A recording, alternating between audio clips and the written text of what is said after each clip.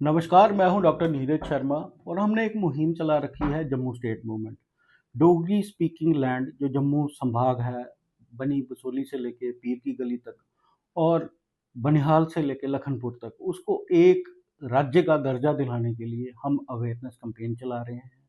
और इस कैंपेन में हम चाहते हैं कि हम जो 10 डिस्ट्रिक्ट हैं जम्मू संभाग के, बारी बारी उन सबको कवर करें। उनमें क्या क्या अच्छे टूरिस्ट प्लेस हैं, क्या रिलीजियस प्लेसेस हैं, क्या उनकी डेमोग्राफी है, क्या उनकी ज़ुबान है, क्या उनका रोजगार का साधन है, इन सब पे हम बात करेंगे। आज हमने चुना है डिस्ट्रिक्ट कठुआ को, इसके जो कि गेटवे ऑफ जम्मू माना जाता है।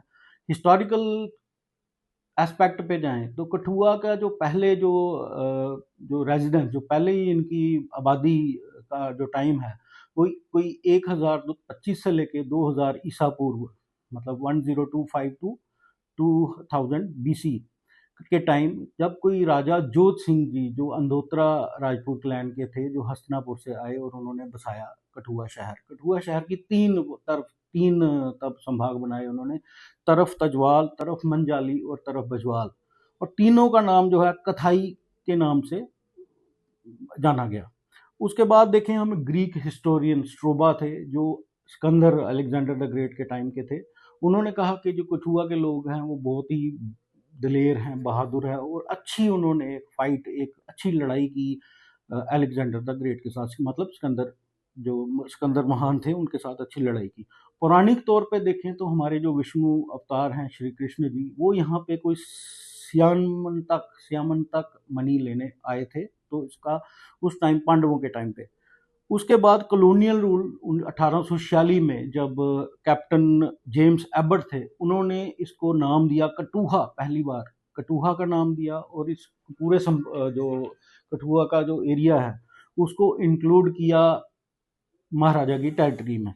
मॉडर्न टाइम में देखें तो ये पार्ट ऑफ जसरोटा डिस्ट्रिक्ट था, जो कि 1921 से लेके 1931 तक जो जसरोटा डिस्ट्रिक्ट का जो सेंटर था वो पहुंच गया कठुआ में। और फिर जम्मू कश्मीर में 1963 में, 63 में इसको डिस्ट्रिक्ट का स्टेटस दिया गया। मौजूदा कोई 11 तहसीलें हैं, 529 सेंसस में जो है 88% हमारे हिंदू हैं, 10% हमारे मुस्लिम भाई हैं, 1.5% सिख हैं, और बाकी जो है बाकी के लोग। अगर जुबान की बात करें, लैंग्वेजेस की बात करें, 82% लोग डोगरी बोलते हैं, 7% पहाड़ी, 3.5% गोजरी, 2% कश्मीरी, 2% पंजाबी, और कोई 1%। अगर हम धार्मिक स्थलों की बात करें कठुआ में, तो सबसे पहले नाम आता है सुकराला माता मंदिर का।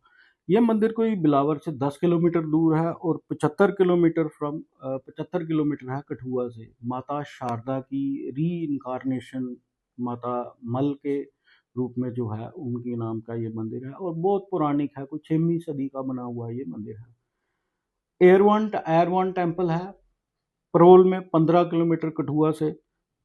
चौथी शताब्दी में ये मंदिर, ऐसा माना जाता है कि किंग जो राजा विक्रमादित्य थे उन्होंने बनवाया था।